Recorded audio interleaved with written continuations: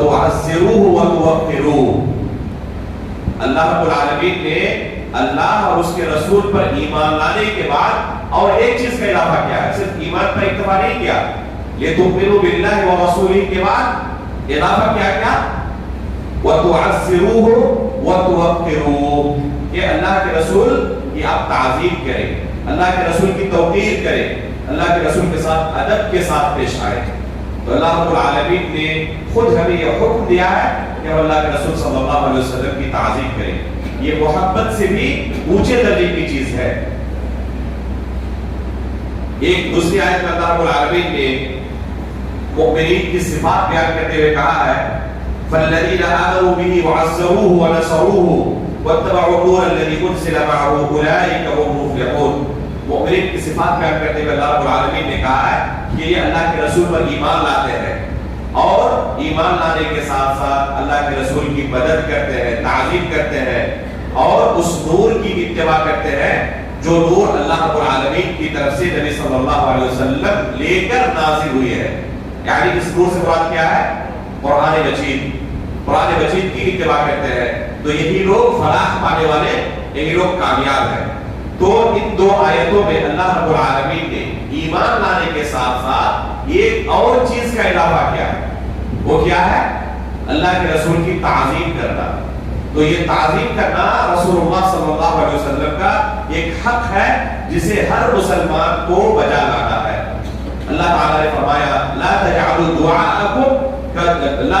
دعاء الرسول بینکم کدعاء بعضکم بعضا. جس طرح آپس میں ایک دوسرے کو تم بلاتے ہو رسول اللہ صلی اللہ علیہ وسلم کو ایسے نہ بلایا کرو. جس نے صحابہ اکرام جب اللہ کے رسول کو بلاتے تھے کبھی نام نہیں لیتے تھے، یا رسول اللہ کہا کرتے تھے. کچھ اعرابی ہوتے تھے، بدوی ہوتے تھے جو ان آداب سے واقف نہیں ہوتے، وہ یا محبت کہتے تھے. صحابہ اکرام جو اللہ کے رسول کے ساتھ رہنے والے تھے ان آداب کو جانتے تھے، وہ انتہائی تعظیم کے ساتھ یا رسول اللہ کہا کرتے تھے. یہاں تک کہ آپ کے جو قریبی رشتہ دار ہوتے تھے، جیسے ہم میں سے کوئی کیا کرتے ہیں اپنے رشتہ داروں کو رشتہ دار کا نام لے کر بلاتے ہیں، لیکن قریبی رشتہ دار بھی اللہ کے رسول کو جب خطاب کرنا ہوگا، بلانا ہوگا تو یا رسول اللہ کہہ کے بلاتے. یہ ادب وہ صحابہ اکرام بھی ملحوظ رکھتے جو اللہ کے رسول کے رشتہ دار تھے. عباس رضی اللہ تعالیٰ عنہ اللہ کے رسول کے کون تھے؟ چچا تھے. پوچھا گیا عباس رضی اللہ تعالیٰ عنہ سے انت اکبر عن رسول اللہ صلی اللہ علیہ وسلم، آپ بڑے ہیں یا اللہ کے رسول بڑے ہیں؟ دیکھیں کس ادب کے ساتھ انہوں نے جواب دیا ہے. پوچھا گیا کہ آپ بڑے ہیں یا اللہ کے رسول بڑے ہیں؟ تو جواب دیا هو اکبر منی وانا ولدت قبلہ. اگر بڑے ہونے کا آپ سوال کر رہے ہیں تو اللہ کے رسول مجھ سے بڑے ہیں، حالانکہ ان سے پہلے میری پیدائش ہوئی. اللہ اکبر. سوال پوچھنے والے نے پوچھا کہ آپ بڑے ہیں تو بتائیں یہی کہ عمر کے اندر آپ کی عمر زیادہ ہے یا اللہ کے رسول کی عمر زیادہ ہے، یہ پوچھنا تھا.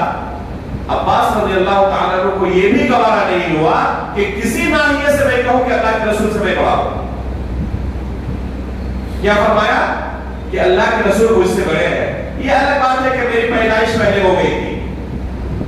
تو یہ ہے انتہائی ادب و احترام کا معاملہ جو صحابہ اکرام اللہ کے رسول کے ساتھ جس ادب کے ساتھ پیش آتے ہیں. ایک مرتبہ کی بات ہے رسول اللہ صلی اللہ علیہ وسلم کی مسجد میں دو لوگ اونچی آواز سے بات کر رہے تھے. عمر فاروق رضی اللہ تعالیٰ عنہ آئے اور ان لوگوں کو بہت سخت اسکا، بہت ڈانٹا پھٹکارا اور کہا کہ تم کہاں سے ہو؟ ان لوگوں نے کہا کہ ہم طائف سے آئے ہوئے. عمر فاروق رضی اللہ تعالیٰ عنہ نے کہا کہ اگر تم مدینہ کے ہوتے تو تمہیں ایسی سزا دیتا کہ تم یاد رکھتے. اللہ کے رسول کی مسجد میں ہو اور یہاں پر اونچی آواز سے بات کر رہے ہو. تو یہ تھا ادب و احترام اللہ کے رسول کی زندگی میں بھی اور اللہ کے رسول کی وفات کے بعد بھی. اللہ رب العالمین نے حکم دیا یا ایھا الذین آمنوا لا ترفعوا اصواتکم فوق صوت النبی، کہ ایمان والو رسول اللہ صلی اللہ علیہ وسلم کی آواز سے تمہاری آواز بلند نہیں ہونی چاہیے. اس لیے جب صحابہ اکرام اللہ کے رسول سے کلام کرتے انتہائی ادب و احترام کے ساتھ کلام کرتے. ثابت بن قیس بن شماس رضی اللہ تعالیٰ عنہ یہ پیدائشی طور پر بلند آواز والے تھے, جوہری صوت تھے. جب بات کرتے کچھ لوگ ہوتے ہیں جو پیدائشی طور پر بلند آواز والے ہوتے ہیں, اللہ کے رسول صلی اللہ علیہ وسلم کے ساتھ جب پیش آتے اس آیت کے نازل ہونے کے بعد اَسَىٰ أَن تَحْبَطَ أَعْمَالُكُمْ وَأَنْتُمْ لَا تَشْعُرُونَ, ہو سکتا ہے کہ تمہارے اعمال برباد ہو جائے تمہیں پتہ بھی نہ چلے. یہ اللہ کے رسول کے اوپر آواز بلند کرنے کی وجہ سے کہتے ہیں کہ اس آیت کے نازل ہونے کے بعد بات کرتے تو ان کی بات پست رکھنے کی وجہ سے, آواز کو پست رکھنے کی وجہ سے سمجھ میں نہیں آتا کہ کیا کہا انہوں نے. پوچھنا پڑتا کئی بار تب سمجھ میں آتا کہ یہ کہہ رہے ہیں. تو اس طرح کوشش کرتے صحابہ کرام کہ کسی بھی صورت میں تھوڑی سی بھی بے ادبی نہ ہو جائے اللہ کے رسول کے ساتھ, کسی بھی صورت میں, یہاں تک کہ غیر ارادی طور پر بھی بے ادبی نہ ہو جائے اللہ کے رسول کے ساتھ. وہ بات یاد کریں ابو بکر صدیق رضی اللہ تعالیٰ عنہ کا جو غار میں پیش آیا تھا ہجرت کے موقع پر.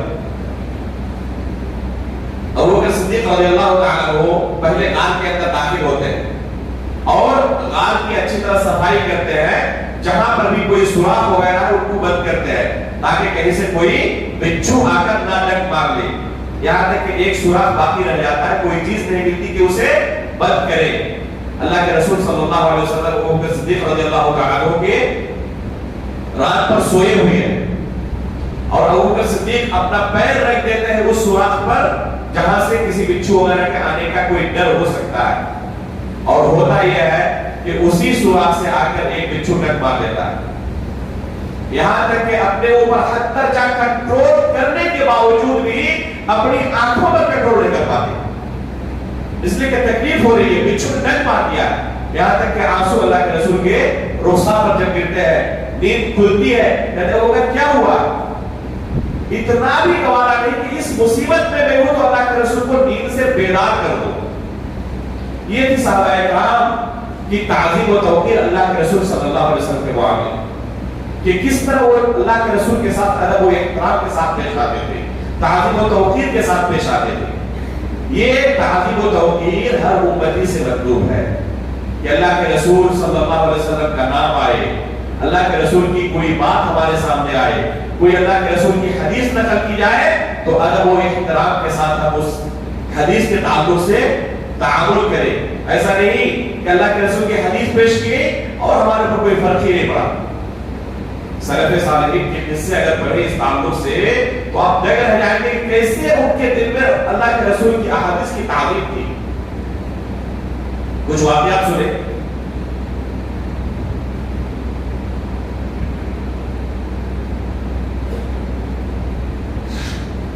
امام مالک رحمہ اللہ کے سلسلے میں مصعب بن عبداللہ رحمہ اللہ فرماتے ہیں کہ جب اللہ کے رسول صلی اللہ علیہ وسلم کا نام آتا مجلس میں تو امام مالک رحمہ اللہ کا چہرہ بگڑ جاتا, رنگ بدل جاتا چہرے کا, یہاں تک کہ رونے لگتے اور ہم ان کو کسی طرح چپ کرا پاتے. ایک دن کسی نے کہا کہ اس طرح آپ کی حالت ہو جاتی ہے, اس کی آخر وجہ کیا ہے؟ تو انہوں نے جواب دیتے ہوئے کہا کہ محمد بن المنکدر کو آپ اگر دیکھ لیتے جو کہ سید القراء تھے, بہت بڑے قاری تھے محمد بن المنکدر رحمہ اللہ. امام مالک رحمہ اللہ فرماتے ہیں کہ محمد بن المنکدر کو اگر آپ لوگ دیکھ لیتے کہ جب بھی ہم کسی حدیث کے متعلق ان سے سوال کرتے تو اپنے اوپر کنٹرول ان کا نہیں ہوتا, زاروں قطار رونے لگتے تھے. تو ہم نے اپنے اساتذہ سے یہی سیکھا کہ اللہ کے رسول کی حدیث کی کیسے تعظیم کی جاتی ہے. امام مالک رحمہ اللہ کے پاس دور دراز سے بڑے بڑے سردار آتے ملاقات کرنے کے لیے.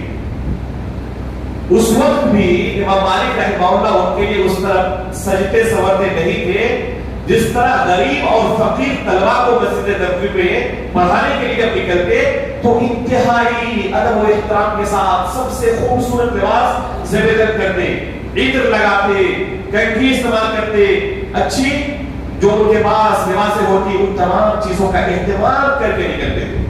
کسی نے پوچھا کہ اتنے بڑے بڑے سردار آپ کے پاس آتے ہیں, اتنے بڑے بڑے مہمان آتے ہیں, ان کے لیے آپ اس طرح نہیں سجتے ہیں, اور ایک فقیر طلبہ کے لیے کیوں آپ اس طرح اہتمام کر رہے ہیں؟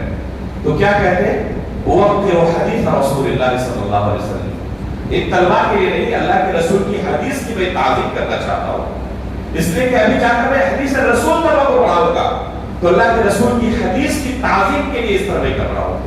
اللہ اکبر, کیا تعظیم تھی ان کے دلوں میں رسول اللہ صلی اللہ علیہ وسلم کی احادیث کو لے کر. جعفر ابن محمد ایک سلف صالحین میں گزرے ہیں, یہ اکثر و بیشتر اپنی مجلسوں میں بہت ہی ہنسمکھ تھے, بہت ہی ہنسمکھ تھے, لوگوں کے ساتھ ہنستے کھیلتے رہتے تھے. لیکن جیسے ہی مجلس میں اللہ کے رسول کا نام آ جاتا, اصفر لونه وما رأيت يحدث عن رسول الله صلى الله عليه وسلم إلا على طهارة وقد اختلفت إليه زمانا فما كنت أراه إلا على ثلاث خصال, إما مصليا وإما صامتا وإما يقرأ القرآن. فرماتے ہیں کہ جب بھی حدیث رسول کا کوئی معاملہ آ جاتا, اللہ کے رسول کا نام آ جاتا, تو اصفر لونه, چہرہ زرد ہو جاتا تھا. حدیث رسول کی ہیبت سے چہرہ زرد ہو جاتا تھا. حالانکہ وہی شخص تھے جو اپنی مجلس میں بہت ہی زیادہ ہنسمکھ ہوتے تھے, بہت زیادہ ایک دوسرے سے مذاق کیا کرتے تھے, لیکن اللہ کے رسول کا نام آ جاتا تو پھر مجلس کا رنگ ہی پورا بدل جاتا تھا. اسی طرح عبد الرحمن بن قاسم رحمہ اللہ جب اللہ کے رسول صلی اللہ علیہ وسلم کا نام لیتے تو ایسا محسوس ہوتا تھا کہ چہرے کے اندر خون ٹپک پڑے گا, كأنه نزف منه الدم وقد جف لسانه في فمه هيبة لرسول الله صلى الله عليه وسلم.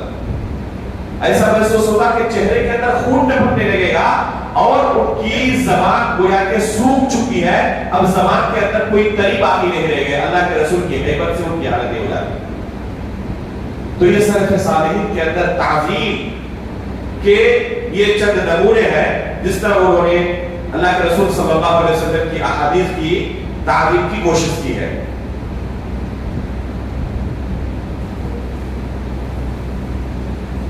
عمر فاروق رضی اللہ تعالیٰ عنہ حجر اسود کا جو موقع واقعہ ہے بہت مشہور واقعہ ہے. کیا فرماتے ہیں جب حجر اسود کو بوسا لیتے, انی اعلم انک حجر لا تضر ولا تنفع ولولا انی رأیت رسول اللہ صلی اللہ علیہ وسلم یقبلک ما قبلتک ابدا. مجھے اچھی طرح پتا ہے کہ تم ایک پتھر ہو, بس نفع نقصان کے مالک نہیں ہو, نہ نفع دے سکتے ہو نہ نقصان. اگر رسول اللہ صلی اللہ علیہ وسلم کو اپنی آنکھوں سے تمہیں بوسا دیتے ہوئے نہ دیکھتا تو کبھی تمہیں بوسا نہیں دیتا. یہ حجر اسود کے تعلق سے عمر فاروق رضی اللہ تعالیٰ عنہ کے تعلقات ہے. تمہارا مقام و مرتبہ صرف اس وجہ سے ہے کہ اللہ کے رسول بوسا دیتے ہیں. اللہ کے رسول کو میں نے بوسا دیتے ہوئے دیکھا, اس لیے سنتے تمہیں بوسا دے رہا ہوں. تو حدیث رسول کی تعظیم, اللہ کے رسول کے افعال کی تعظیم, اللہ کے رسول کی خود کی تعظیم, یہ سلف صالحین رضوان اللہ علیہ اجمعین کا شیوا تھا. عبداللہ بن عمر رضی اللہ تعالیٰ عنہ فرماتے ہیں کہ اللہ کے رسول سے میں نے ایک حدیث سنی. وہ حدیث کیا ہے, لا تمنعوا نساءکم المساجد اذا استأذنکم الیہا. اگر تمہاری عورتیں اذا استأذنکم الیہا, جب تمہاری عورتیں تم سے مسجد جانے کے لیے اجازت طلب کریں تو انہیں مسجد جانے سے نہ روکو. یہ عبداللہ بن عمر رضی اللہ تعالیٰ عنہ اللہ کے رسول سے حدیث روایت کرتے ہیں. عبداللہ بن عمر رضی اللہ تعالیٰ عنہ کے ایک فرزند ہے جن کا نام بلال ہے, بلال بن عبداللہ. یہ فرماتے ہیں واللہ لنمنعهن,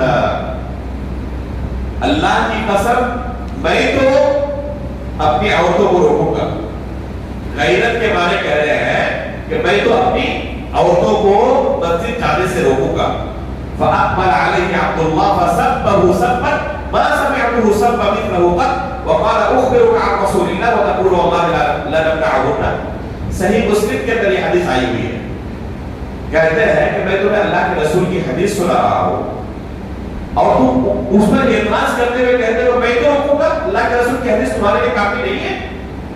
بعض روایت کے اندر آتا ہے کہ انہیں سخت سست تو کہا ہی، بہت زیادہ ڈانٹا پھٹکارا بھی، ساتھ میں بعض روایتوں کے اندر آتا ہے کہ زندگی بھر اپنی اس بیٹے سے اوقات نہیں کی کہ میں نے تمہیں اللہ کے رسول کی حدیث سنائی تھی اور تم نے اس پر اعتراض جتایا تھا، حالانکہ انہوں نے غیرت کے بارے میں کہا تھا۔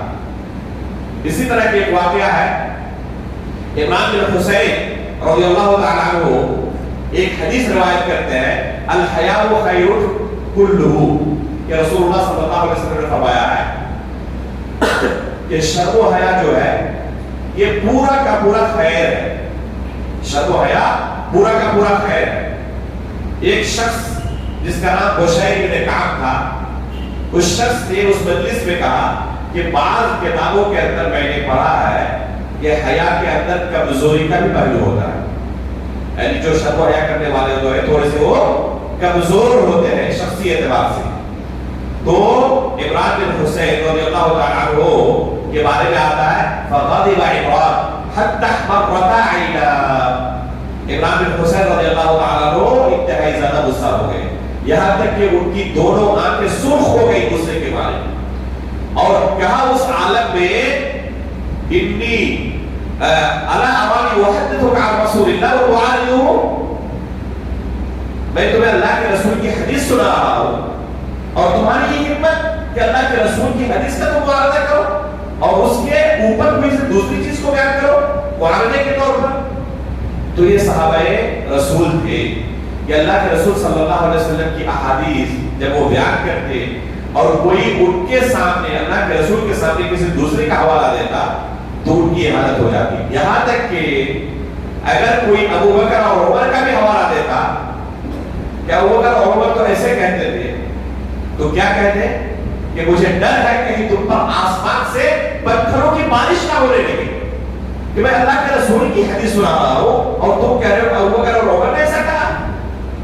اب غور کریں کہ اللہ کے رسول کے بالمقابل اگر ابو بکر عمر کا بھی کوئی حوالہ دے اور ان کے بارے میں صحابہ اکرام یہ خدشہ ظاہر کرے، سلف صالح یہ خدشہ ظاہر کرے کہ اس پر اللہ کی طرف سے عذاب نازل ہو سکتا ہے، پتھروں کی بارش ہو سکتی ہے، تو آج جو لوگ حدیث رسول کے آ جانے کے بعد بھی دوسرے لوگوں کا حوالہ دیتے ہیں کہ فلاں میرے عالم دین نے ایسا کہا، حدیث رسول آپ کے سامنے آ گئی، یہ کافی نہیں آپ کے لیے؟ حدیث رسول واضح طور پر مسئلے کو بیان کر رہی ہے کہ اس کا حکم یہ ہے، اس کے باوجود آپ کو اس سے اطمینان نہیں ہے، اس کے باوجود آپ کو اطمینان نہیں ہے، آپ دوسری چیزوں کا حوالہ دے رہے ہیں کہ فلاں نے کہا تھا، فلاں نے کہا تھا، فلاں امام نے کہا، فلاں امام نے کہا۔ ایک مسلمان کی حالت یہ ہونی چاہیے کہ جب اللہ اور اس کے رسول کی بات آ جائے تو وہاں پر بلا چون چراغ نظر تصدیق کر دیں۔ یہ ہے اللہ اور اس کے رسول کے حق کے حقوق میں سے ایک انتہائی عظیم حق کہ اللہ اور اس کے رسول کی تعظیم کہتے ہیں، اس کے سامنے کسی چیز کا معارضہ پیش نہ کرے۔ اگر ابو بکر و عمر کا بھی کوئی حوالہ دے اللہ کے رسول کے سامنے تو اس کے اوپر ڈر ہے کہ اللہ رب العالمین کی طرف سے ان پر پتھروں کی بارش نہ ہونے لگے۔ چنانچہ سعید بن جبیر رضی اللہ تعالیٰ عنہ عبداللہ بن عباس رضی اللہ تعالیٰ عنہ کو متعلق نقل کرتے ہیں کہ نبی صلی اللہ علیہ وسلم نے حج تمتع کیا ہے۔ عروہ بن زبیر کہتے ہیں نہا ابو بکر و عمر، ابو بکر اور عمر تو حج تمتع سے منع کرتے تھے، تو کیا کہا؟ نہا ابو بکر و عمر عن المتعة اراهم سيهلكون اقول قال رسول الله ويقول نہا ابو بکر و عمر۔ ابن عباس رضی اللہ تعالیٰ عنہ بگڑ گئے ان پر، مجھے ڈر ہے کہ اب یہ لوگ ہلاک ہونے والے ہیں، یہ تباہ اور برباد ہونے والے ہیں۔ میں اللہ کے رسول کا عمل نقل کر رہا ہوں کہ اللہ کے رسول نے حج تمتع کیا اور آپ کہہ رہے ہیں کہ ابو بکر عمر رضی اللہ تعالیٰ عنہ نے اس سے منع کیا تھا، حالانکہ خود اللہ کے رسول کی حدیث ہے کیا کہ خلفائے راشدین کی سنت کو تم لازم پکڑنا، علیکم بسنتی و سنت الخلفاء الراشدین۔ اس کے باوجود اگر کوئی حدیث رسول کے سامنے کسی خلیفہ راشد کا بھی عمل پیش کرے تو قابل قبول نہیں ہے۔ اس حدیث کا معنی بھی ہمیں یہاں پر سمجھ میں آتا ہے، علیکم بسنتی و سنت الخلفاء الراشدین کا۔ اس کا کیا معنی ہے؟ اس کا معنی یہ ہے کہ خلفاء راشدین کی سنت اگر سنت رسول کے موافق ہے تب وہ حجت ہے۔ ایسا نہیں کہ اللہ کے رسول کی سنت کے مخالف ہمیں خلفاء راشدین کی کوئی سنت ملے اور وہ حجت ہو جائے، وہ حجت نہیں ہے۔ حجت اگر ہوتی تو ابن عباس رضی اللہ تعالیٰ عنہ اس پر ان کو ڈانٹتے نہیں۔ علامہ ابن عثیمین رحمہ اللہ اس قاعدے کو سمجھاتے ہوئے کہتے ہیں قول الصحابی حجت علی الاصح ما لم یخالف مثلہ فما وجہ، یہ ایک صحابی کا قول حجت ہے صحیح قول کے مطابق، لیکن کب؟ جب اپنے ہی جیسے کسی دوسرے صحابی کی وہ مخالفت نہ کرے یا حدیث رسول یا قرآن کی کسی آیت کی مخالفت نہ کرے، تو ایسی صورت میں صحابی کا قول حجت ہوتا ہے۔ ایک صحابی کا قول کسی دوسرے صحابی کے خلاف حجت نہیں ہو سکتا، ایک صحابی کا قول کسی دوسرے صحابی کے خلاف حجت نہیں ہو سکتا۔ اس لیے کبھی کسی صحابی سے کسی دوسرے صحابی کا اگر کسی مسئلے میں اختلاف ہوا تو انہوں نے نہیں کہا کہ میں نے جب یہ بات کہی تو آپ کو کیسے ہمت ہوئی میری مخالفت کرنے کی، کبھی کسی صحابی نے نہیں کہا۔ اس سے پتہ چلتا ہے کہ صحابی کا قول حجت ہے لیکن اس کے شروط و ضابطے ہیں۔ علامہ ابن قیم رحمہ اللہ نے اعلام الموقعین جو ان کی بہت ہی مایاراز کتاب ہے اس کے اندر ایک دو نہیں 40 دلائل ذکر کیے ہیں کہ صحابی کا قول حجت ہے، صحابی کا قول حجت ہے، لیکن کب؟ اس طرح کے شروط و ضابطے کے ساتھ کہ اللہ کے رسول کی حدیث کے معارض نہ ہو۔ لیکن افسوس کی بات ہے کہ صحابی تو چھوڑ دے، غیر صحابی بہت بعد کے زمانے کے کسی عالم دین کا قول اللہ کے رسول صلی اللہ علیہ وسلم کی احادیث کے مقابلے بات پیش کیا جاتا ہے اور حدیث رسول کو چھوڑ دیا جاتا ہے۔ یہاں تک کہ کچھ لوگ ایسے بھی کہتے ہیں کہ اگر قیاس کے مخالف ہو حدیث رسول تو اس حدیث کو ہم قبول نہیں کرنے والے، قیاس اس سے زیادہ اولا ہے کہ قبول کیا جائے۔ نعوذ باللہ من ذلک۔ ایسا بھی منہج ہے آپ لوگوں کا جو اپنے آپ کو مسلمان کہتے ہیں، اپنے مسلمان فرقہ ہونے کا دعویٰ کرتے ہیں۔ اللہ رب العالمین کی آنکھ کھولے اور حدیث رسول کی تعظیم کرنے کی توفیق عطا فرمائے۔ یہ اللہ کے رسول صلی اللہ علیہ وسلم کا حق زندگی کے اندر بھی تھا اور وفات کے بعد بھی اللہ کے رسول کا یہ حق تمام امتیوں پر باقی ہے کہ حدیث رسول کی تعظیم کریں۔ یہی سلف صالحین کا طریقہ رہا کہ وہ حدیث رسول کی تعظیم کرتے ہیں۔ تو یہ طریقہ اور یہ حق اللہ کے رسول کی وفات کے ساتھ ختم نہیں ہو گیا۔ اس طرح کے واقعات بے شمار ہیں سلف صالحین کا حدیث رسول کی تعلیم کرنے کے سلسلے میں۔ بہت سارے علماء نے مستقل کتابیں تصنیف کی ہیں اس موضوع پر۔ تعظیم السلف للسنہ، میرے کلاس فریڈ تھے، انہوں نے باضابطہ اس موضوع پر ایک کتاب تصنیف کی اور ایک مسابقہ بھی پیش کیا اور ان کو پہلی پوزیشن میں ملی تھی۔ عنوان یہی تھا تعظیم السلف للسنہ، کہ سلف صالحین سنت رسول کی تعظیم کیسے کرتے ہیں۔ تو یہ تعظیم ہمارے دلوں کے اندر بھی ہونی چاہیے۔ اللہ کے رسول کا ادب و احترام بجا لائے، اللہ کے رسول کی احادیث کی تعظیم کیا کریں۔ اللہ رب العالمین سے دعا کرتا ہے کہ یہ جو حقوق ہمارے سامنے گزشتہ چند دنوں کے اندر بیان کیے گئے، اللہ رب العالمین کی تمام حقوق کو ہمیں بچا لانے کی توفیق عطا فرمائے۔ انشاءاللہ آئندہ کل سے ہم مستقل طور پر رسول اللہ صلی اللہ علیہ وسلم کی سیرت کو پڑھنا شروع کریں گے، ولادت سے لے کر انشاءاللہ وفات تک، کیسے اللہ کے رسول صلی اللہ علیہ وسلم اس دنیا میں آئے، لوگوں کی کیا حالت تھی، کس معاشرے کی اللہ کے رسول نے اصلاح کی۔ ایک ہے کہ پہلے سے تیار شدہ ہے اور وہاں پر جا کر آپ کام کریں دعوت کا، یہ بہت آسان ہے، اور کسی ایسے معاشرے میں جا کے آپ دعوت کا کام کریں جہاں پر تمام لوگ آپ کے مخالف ہیں، ایک بندہ بھی نہیں جو آپ کا ساتھ دینے والا ہو پہلے سے، اور ایسے معاشرے کو آپ بدلیں۔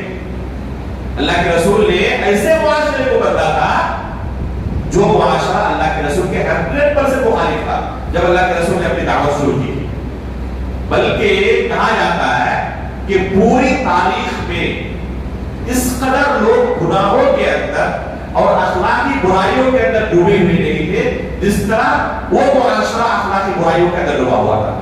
چھوٹی چھوٹی بات پر ان کے درمیان جنگیں شروع ہو جاتی تھی، اور وہ جنگ ایک دو دن کے لیے نہیں، سالوں سال تک چلتی تھی، چھوٹی چھوٹی باتوں کے لیے۔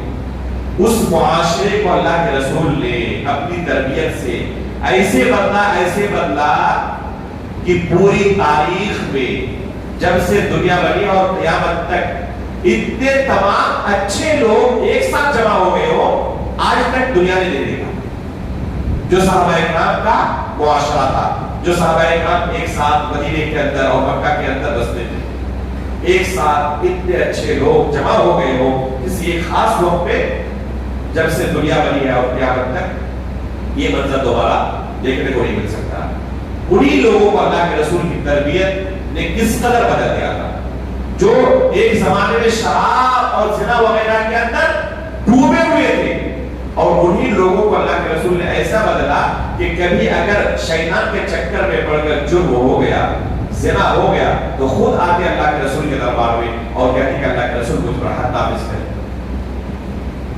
یہ تقویٰ کا کون سا معیار اللہ کے رسول لوگ کے دلوں پہ داخل کیا تھا. انشاءاللہ آئندہ کل سے اسی رسول کی سیرت کو ہم پڑھیں گے اور اللہ کے رسول سے سیرت سے ان سبق کو، ان دروس کو حاصل کرنے کی ہم کوشش کریں گے. اللہ رب العالمین سے دعا کرتے ہیں کہ اللہ رب العالمین صحت و عافیت کے ساتھ ہمیں ان تمام دروس میں حاضر ہونے اور ان سے ان دروس کو حاصل کرنے کی، ان نصیحتوں کو حاصل کرنے کی توفیق عطا فرمائے.